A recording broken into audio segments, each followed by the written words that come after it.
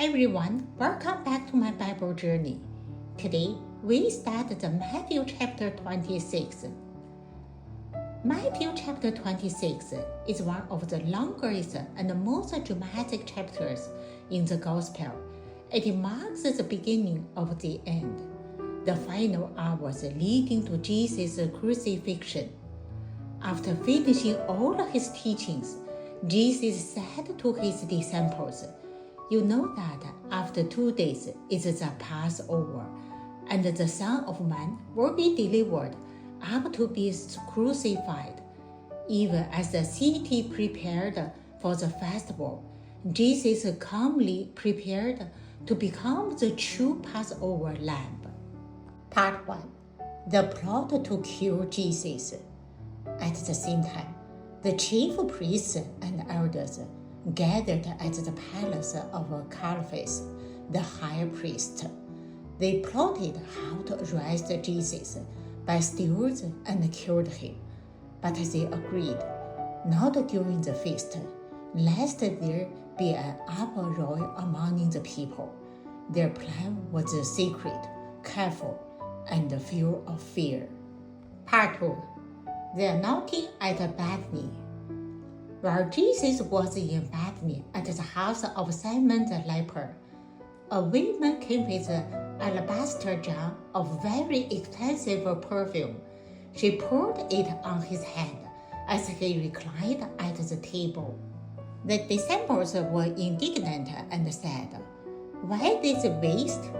It could have been sold for a high price and given to the poor." But Jesus defended her. "Why do you trouble this woman? She has done a beautiful thing for me. She has prepared my body for burial. Truly, wherever this gospel is preached in the whole world, what she has done will be told in memory of her. Her extravagant love will be remembered forever." Part 3. Judas agrees to betray Jesus. Then one of the 12, Judas Iscariot, went to the chief priests and asked, "What will you give me if I deliver him to you?" They paid him 30 pieces of silver. From that moment, Judas began looking for the opportunity to betray Jesus. The contrast is shocking. One woman gave everything in love. One disciple sold his master for the price of a slave. Part 4. The Last Supper. On the first day of the feast of unleavened bread, the disciples asked Jesus where to prepare the Passover. That evening, as they eat, Jesus said, "One of you will betray me." The disciples were sorrowful and asked, "Is I, Lord?" Jesus took bread, blessed it, broken it, and gave it to them, saying, "Take, eat, this is my body." Then he took the cup of cider, "Drink from it, all of you, for this is my blood of the covenant, which is poured out for many for the forgiveness of sins." He added that he would not drink again until he drank it filled with them in his Father's kingdom. This meal became the Lord's Supper we still celebrate today. Part 5. Prediction of Peter's denial. After the meal, they sang a hymn and went out to the mountain of Olives. Jesus told them, "You will all fall away because of me this night." But Peter boldly declared, "Even if all fall away, I will never fall away." Jesus replied, "Truly, I tell you, this very night, before the rooster crows, you will deny me 3 times." Peter and all the disciples insisted, "Even if I must die with you, I will not deny you." Yet their confidence would soon be tested. Part 6. Agony in Gethsemane and the arrest. They came to a place called Gethsemane. Jesus took Peter, James, and Johann with him, and began to be sorrowful and troubled. He said, "My soul is very sorrowful, even to death. Remain here and watch with me. Going a little farther, he fell on his face and prayed, My Father, if it be possible, let this cup pass from me. Nevertheless, not as I will, but as you will. He prayed this 3 times, and each time found the disciples sleeping. Could you not watch with me 1 hour? He asked. Then Judas arrived with a great crowd armed with swords and clubs. He betrayed Jesus with a kiss.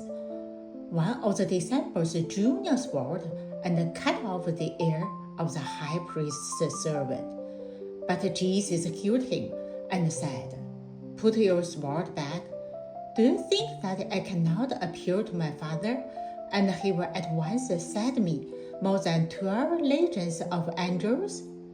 Jesus was arrested, and all the disciples fled and forsook him. Part 7. Jesus before the Sanhedrin and Peter's denial. Jesus was led to Caiaphas, where the chief priests and the whole council sought false testimony against him. Finally, the high priest asked, Are you the Christ, the Son of God? Jesus answered, You have said so, but I tell you, from now on, you will see the Son of Man sit at the right hand of power and coming on the clouds of heaven. They condemned him to death and began to spit on him, stripped him, and mocked him.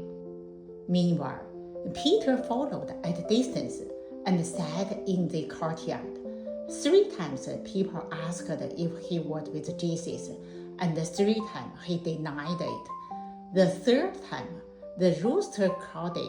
Peter remembered Jesus' words, went out, and wept bitterly. Last part, conclusion.